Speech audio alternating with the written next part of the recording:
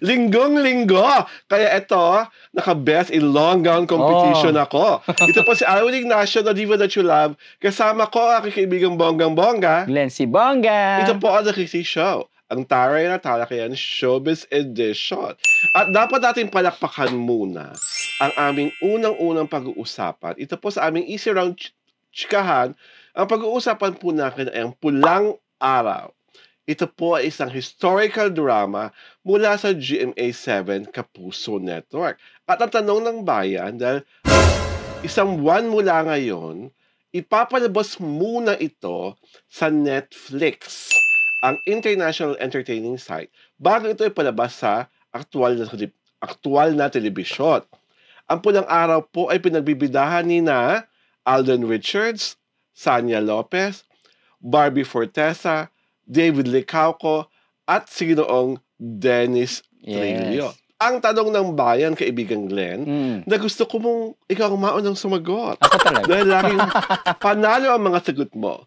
Abangan kaya sa Netflix ang Pulang Araw na ang direktor ay si Ginoong Dominic Zapata at ang head writer ay si Madam Suzette Doctolero na siyang naging may akda ng mga sikat na teledramas ng Channel 7 tulad ng My Husband's Lover at ng Encantadia.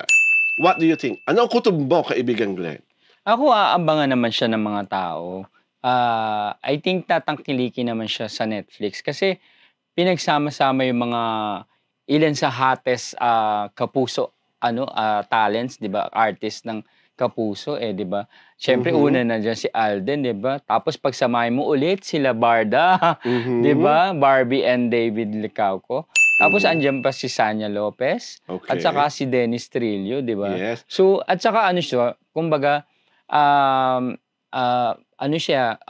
kumbaga maganda yung maganda yung konsepto na parang war panahon ng Hapon. Oo. Kaya Pulang Araw.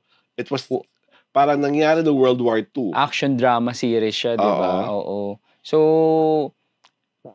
lalo na matagal din na nawala mo ng teleserye si Alden. So 'di ba? So it's big catch para abangan din ng mga tao. Nung binalita na nila ang Pulang Araw, naalala ko yung kwento dati ni the late great National Artist for Film, si Eddie Romero. Naging boss ko po kasi si Eddie Romero nung ako'y nagkatrabaho sa National Commission for Culture and Arts. Okay. Nung araw pa noon, 90s pa to or early 2000, gustong-gusto niya na talagang gumawa ng pelikula tungkol sa panahon ng Hapon. At merong context na merong love story in the middle of that panahon ng Hapon na uusbong.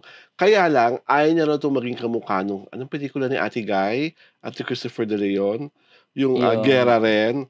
Parang yung Gamo-Gamo? Hindi, 3 taong walang Diyos. Ay, okay. Oo. Parang ayaw niyang maging gano'n. Pero yun gusto niya. I'm sure kung buhay sa Ginoong Romero ngayon, ikalulugod niya na ito pa television network ang magagambol. Ang susugal sa isang historical drama na alam naman nating lahat na marami talagang hindi kaaya-ayang pangyayari noong panahon ng Hapon. Marami pong mga Pilipinong namatay, talagang durog na durog ang Pilipinas ng World War II at talagang meron pang mga naging comfort women, di ba? Yes, oo. At talagang hirap na hirap ang mga Pinoy. At comfort gays pa nga, di ba? At hirap na hirap ang Pinoy ng panahon. Ako sa akin lang, sana wag i-romanticize masyado yung nangyaring kaguluhan. Yung talaga, kung ano yung nangyaring kaguluhan, as is where is, ipakita natin. Kung kaya ipakita kasi nga, grabe, kakailangan mong budget to recreate a whole bonggang-bonggang gera. War zone, di ba? A war zone. Lalo na nga, I think ang mga katauhan ni Dennis Trillo at ni Jaime Licauco, ni David Licauco ay mga Hapon. Hindi sila Filipino-Japanese, kundi Japanese talaga. Well, wala akong pagdududa sa kakayahan ni Dennis sa gumanap ng mahusay na Hapon. Pero and besides that, si Dennis magka-comeback siya sa ganitong, kasi 'di ba Ice Timas, remember, 'di ba? Sa Ice Timas parang siya doon, parang cross. Pero iba naman yung ginampanan niya parang doon, cross-dresser siya doon, 'di ba? Na minahal na isang Parang Hapon. ano, oo, parang geisha siya Oo, doon, di na ba? minahal ng Hapon. Mm. Alam ng Hapon na hindi siya talagang babae, pero Oo. minahal siya. So dito, hindi ko alam kung si Dennis ay bida kontra bida. Oo nga. At hindi ko rin alam kung ano ang role ni Alden Richards, kung siya ba yung mga nakikipaglaban laban sa mga oo. Hapon. At hindi ko rin alam kung gaano magiging ka-sweet ang barda rito. At Correct. excited ako kung anong flavor ang dadalhin ni Sanya Lopez. Oo nga. Saka it's not every day that we have historical dramas. Di ba napatunayan nilang kaya nilang gumawa ng ganun like in Maria Clara at Ibarra. So sana kung ano yung magic na meron si Zig Dulay at yung kanyang team sa Maria Clara at Ibarra ay dala-dala rin ng team nila, Direk Dominic at ni Suzette. ni head writer Suzette Doctolero.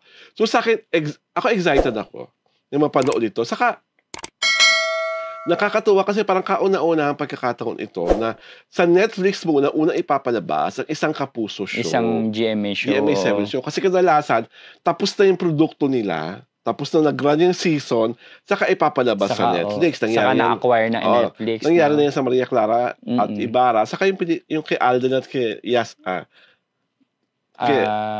kay Curtis. Jasmine Curtis.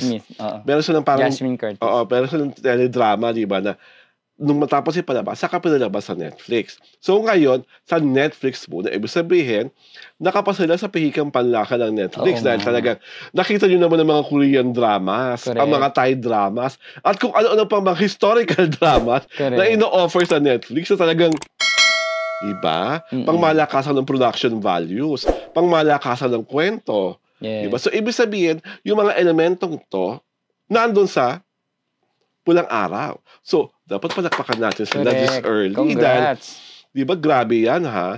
At ako, excited ako na sana maraming mga batang manood, mga historiador, di ba, mga dalubguro. Kasi, ang dami-dami natin laking matututunan sa kasaysayan. At alam mo naman natin talaga, there's no such thing as a winnable war. So, may mga aral ang gera na sa kasulukuyang panahon, ay pwede nating magamit.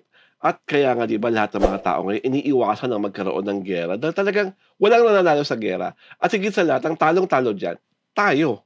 Di ba?